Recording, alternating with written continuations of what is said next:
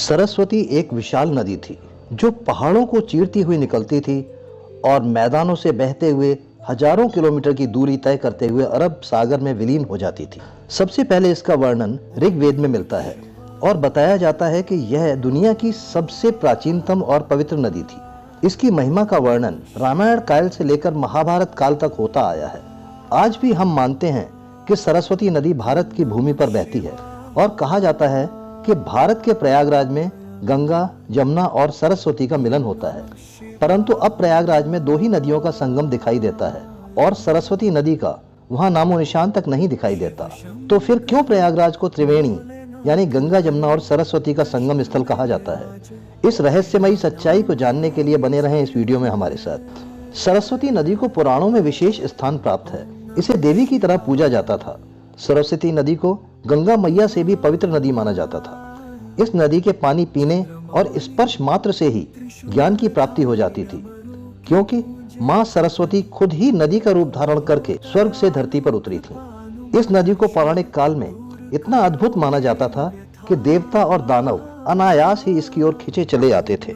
सभी देवी देवता, दानव और गंधर्व इसकी महिमा का गुणगान करते थे। इसका पानी शीशे की तरह साफ होता था। हजारों किलोमीटर की दूरी तय करने वाली यह नदी आज अपने उद्गम स्थल से 2-3 किलोमीटर के बाद ही रहस्यमयी तरीके से गायब हो जाती है।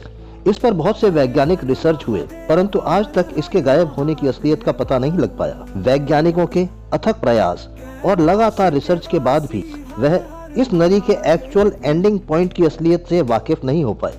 लोग सिर्फ यह अनुमान लगाते हैं कि यह नदी अपने उद्गम स्थल से निकलकर अलकनंदा नदी में मिलकर आगे बढ़ जाती है, परंतु यह कोई सटीक जवाब नहीं है और हमें यह स्वीकार करना ही पड़ता है कि सरस्वती नदी एक मिस्टीरियस रिवर है।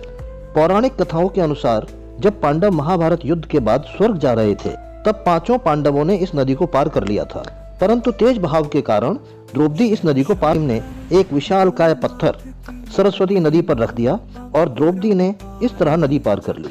इस पर सरस्वती नदी ने कहा, बहते हुए पानी और बढ़ते हुए ज्ञान को नहीं रोकना चाहिए और तुम लोगों ने इसे रोककर मेरा अपमान किया है।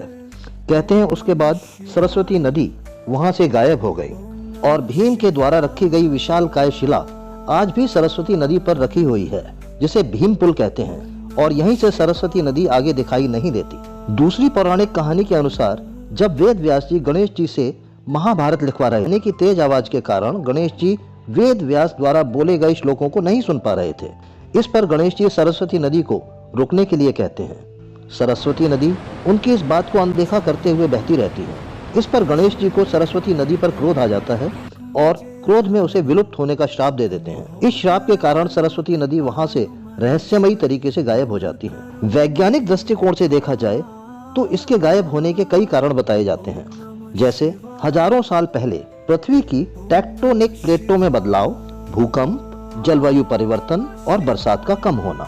पृथ्वी की टेक्टोनिक प्लेटों में बदलाव के कारण जब जमीन ऊपर उठी तो सरस्वती नदी का पानी जमुना में गिर गया और जमुना के साथ सरस्वती का जल भी प्रवाहित होने लगा। इसलिए प्रयागराज में तीनों नदियों का संगम माना जाता है।